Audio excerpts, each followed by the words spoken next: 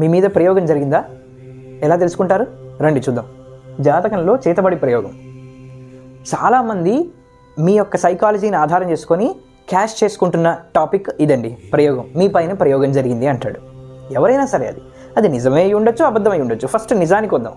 నిజానికి వచ్చిన తర్వాత నాకు వస్తున్న కాల్స్ ఏంటో తెలుసా అండి? ఒకవేళ నిజమైనా కూడా మనం అడగాల్సింది ఏంటి? దాని యొక్క రెమిడియల్ మెజర్ అడగాలి. కానీ నాకు కాల్ చేసిన వాళ్ళందరూ ఏం అడుగుతున్నారంటే, ఏమండి నా పైన ప్రయోగం జరిగింది అని ఒక జ్యోతిష్కుడు చెప్పాడు, అది నిజమేనా కాదా అని అడగట్లా, అది ఎవరు చేయించారు అని అడుగుతున్నారు.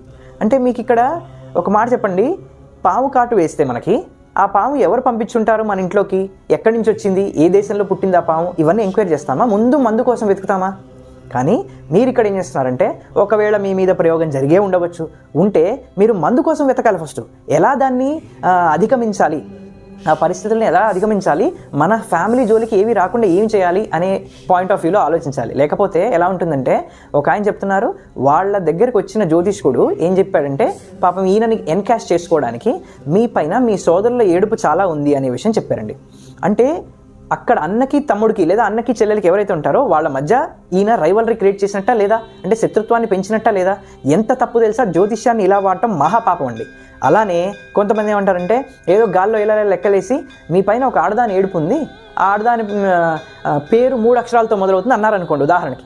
అప్పుడు ఏమంటాడు ఈయన ఏం చేస్తాడంటే, హ్యూమన్ టెండెన్సీ చూడండి, బ్రెయిన్ మనది ఎలా ఆలోచిస్తుందంటే, 3 అక్షరాల పేర్లు అసలు ఆడవాళ్ళు మన ఫ్యామిలీలో ఎవరెవరు ఉన్నారో లిస్ట్ అవుట్ చేసుకుంటుంది. బ్రెయిన్ చేసుకొని ఏం చేస్తుందంటే, సవిత, కవిత, లలిత, లలిత అనే ఆవిడ నాకు కొద్దిగా యాంటీగా మాట్లాడుతూ ఉంటుంది అని బ్రెయిన్ కనిపించింది అనుకోండి, ఆ ఆవిడే చేసింది మన పైన ప్రయోగం అని ఫిక్స్ అయిపోతుంది. అంటే ఎంత ఫూలిష్నెస్తో మనం ఆలోచిస్తున్నాం అనేది ఇక్కడ మనం బాగా జ్ఞాపకం పెట్టుకోవాలి.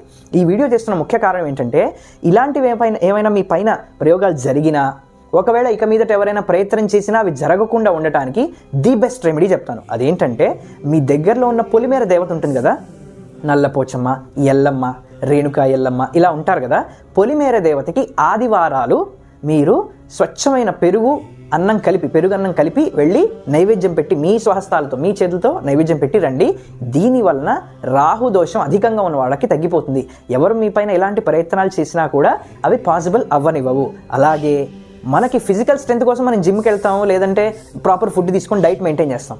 సరే, మరి మన కనపడని శక్తులు కదా ఈ నరదృష్టి లేకపోతే ఈ ప్రయోగాలు అనేవి. ఆ కనపడని దృష్టికి, ఆ కనపడని చెడు మన ఇంట్లోకి ప్రవేశించకుండా మనం చేయాల్సిందంటే, దైవం పట్ల ఒక రెస్పెక్ట్ పెంచుకొని, దైవం పట్ల ఒక కాంపౌండ్ వాల్ మనమే కట్టుకోవాలి దైవికంగా. అది ఎలా కట్టుకోవాలి అంటే, నిత్యం ఒక నామం పట్టుకోండి, ఏకనామం. ఓం నమ శివాయ అనుకోండి, శ్రీరామ అనుకోండి, మీ ఇష్ట దైవం ఏదైనా, లక్ష్మీ నరసింహస్వామి అనుకోండి, నారాయణ అనుకోండి, ఏదో ఒక నామాన్ని పట్టుకొని ప్రతిరోజు పఠనం చేయండి. ఒక 108 సార్లు అయినా మననం చేయండి. మననం అంటే